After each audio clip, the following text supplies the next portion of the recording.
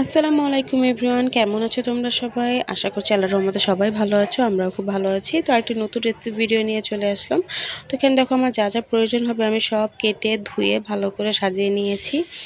এবার আমি কচু ভুনা করব, যেহেতু তো কচুগুলো প্রথমে সেদ্ধ করে নিয়েছিলাম হালকা হলুদ মরিচ লবণ দিয়ে। তো সেগুলো আমি এখন তেল ভালো করে গরম করে সেগুলো ভেজে নিচ্ছি। কচুগুলো একদম লাল লাল করে ভেজে নিব। এই দেখো এখানে প্রায় ভাজা হয়ে গেছে। এরপর আমি এই কচু ভাজার তেলেই পেঁয়াজ দিয়ে দিব। পেঁয়াজটা এখানে একটু বেশি লাগবে যেহেতু আমি এটা ভুনা করতেছি। তো পেঁয়াজ দেওয়ার পর পেঁয়াজটা লাল লাল হয়ে যাওয়া পর্যন্ত আমি নাড়বো। এরপর দেখো এখানে প্রায় পেঁয়াজটা লাল লাল হয়ে গেছে। এখানে আমি পানি অ্যাড করে দিলাম।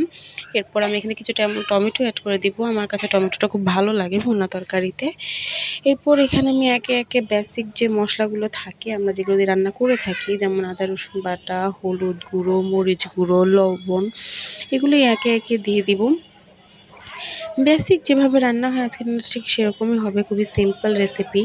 অনেকের পছন্দ আবার অনেকের পছন্দ নাও হতে পারে। তো এখানে দেখো মশলাগুলো দেওয়ার পর আমি নেড়ে চেড়ে ভালো করে মিশিয়ে দিচ্ছি মশলাগুলো। এরপর এটা বলক আসা পর্যন্ত ওয়েট করব। ফুল ফ্লেমে রান্নাটা হবে। দেখো এখানে এটা বলক এসে গেছে। এবার যাই আমি একটু ছড়া দিয়ে ঢেকে দিব ঢাকনা দিয়ে। তো হাই ফ্লেমটা থেকে এটাকে আমি একটু লো করে দিলাম। আর এরপর দেখো সরা উঠে দেখো অনেকটাই সেদ্ধ হয়ে গেছে, মশলাগুলোর কাঁচা ভাবও চলে গেছে। তো এটা ভালো করে নেড়ে চেড়ে এরপর আমি এটার সাথে আমি ভেজে রাখা কচুগুলো অ্যাড করে দিব। তো এটা আমি ভালো করে মশলা দিয়ে এই ভাজা কচুটা কিছুক্ষণ কষিয়ে নিব যাতে মশলাগুলো ভেতরে ঢুকে। এরপর আমি প্রয়োজন মতো পানি অ্যাড করে দিব। যেহেতু সেদ্ধ করা ছিল সেক্ষেত্রে পানিটা একটু কমই লাগবে। তো আমি এখানে ঢাকা দিয়ে দিলাম। আর ঢাকনা উঠে দেখো আমার তরকারি কিন্তু একদম 80% হয়ে গেছে। এরপর এক্ষেত্রে আমি কিছু কাঁচামরিচ ফেড়ে মাঝখান দিয়ে চিড়ে দিয়ে দিব। আর তার উপর দিয়ে দেবো কিছু ধনেপাতা। ভুনা তরকারিতে ধনেপাতা না দিলেই নয়। আর এই দেখো এটার ফাইনাল লুক। আর এরপর আমি রান্না করব চাল কুমড় দিয়ে, চিংড়ি মাছ দিয়ে। তো এর জন্য আমি চিংড়ি মাছ প্রথমে একটু লবণ দিয়ে ভাপ দিয়ে নিলাম, এতে করে মাছটা যদি গন্ধ থাকে সেটা চলে যায়। এরপর আমি চাল কুমড়টাও একটু ভাপ দিয়ে দিলাম। তারপর একটি কড়াইতে তেল নিয়ে তারপর এটার মধ্যে আমি কিছু পেঁয়াজ দিয়ে দিব। আর যেহেতু এটা ঝোল তরকারি হবে তো সেক্ষেত্রে পেঁয়াজটা একটু কমই নিব। তো এখানে দেখো পেঁয়াজ দেওয়া হয়ে গেছে। তারপর আমি একটু নেড়ে ছেড়ে নেব যে পর্যন্ত না পেঁয়াজটা লাল লাল বাদামি বাদামি হয়ে যাচ্ছে সে পর্যন্ত আমি এটাকে একটু নেড়ে নেব যাতে নিচে লেগে না যায়। আর দেখো এখানে প্রায় পেঁয়াজটা ভাজা ভাজা হয়ে আসতেছে, পেঁয়াজটা প্রায় লাল লাল হয়ে আসছে। তো এই ক্ষেত্রে আমি যে কিছুটা পানি অ্যাড করব আর ভাপড়িয়ে রাখা চিংড়ি মাছগুলো অ্যাড করে দেব। তো এখানে আমি দেখা গেছে পেঁয়াজের সাথে চিংড়ি মাছগুলো ভালো করে বলক উঠিয়ে তারপর বেসিক যে মশলাগুলো দিয়ে আমরা রান্না করি স্বাভাবিক সেগুলোই দিব। এখানে আমি কিছুটা পানি অ্যাড করে দিলাম যাতে এটা লেগে না যায়। এরপর আমি এখানে হলুদ গুঁড়ো, মরিচ গুঁড়ো, লবণ একে একে সব মিশিয়ে নেব। এই দেখো এখানে আমার হলুদ গুঁড়ো দেওয়া হয়ে গেছে, মরিচ গুঁড়ো দেওয়া হয়ে গেছে। তারপর আমি একটু নেড়ে নিলাম, সেটা বলক উঠে গিয়েছিল যাতে লেগে না যায় সেই ভয়ে।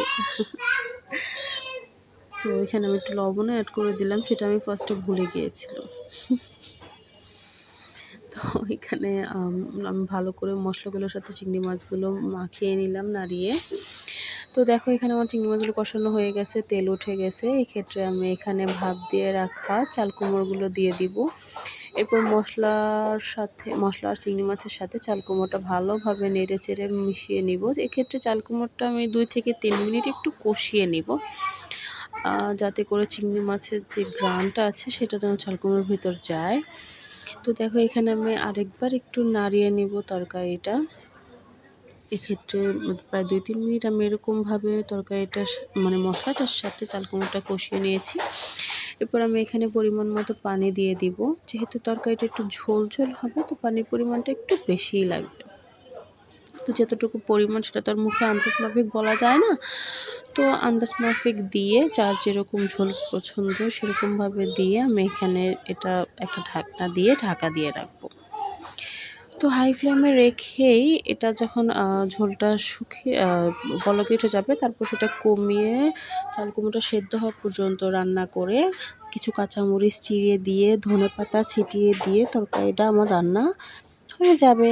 তো এখানে দেখো এটার ফাইনাল লুক। তো আমার রান্নার আজকে এই দুটো রেসিপি ছিল, আর সাথে ছিল আলুর ভর্তা আর কালিজিরা ভর্তা, যেটার ফুটেজ নিতে আমি ভুলে গেছি। তো আজকের মতো আল্লাহ হাফেজ।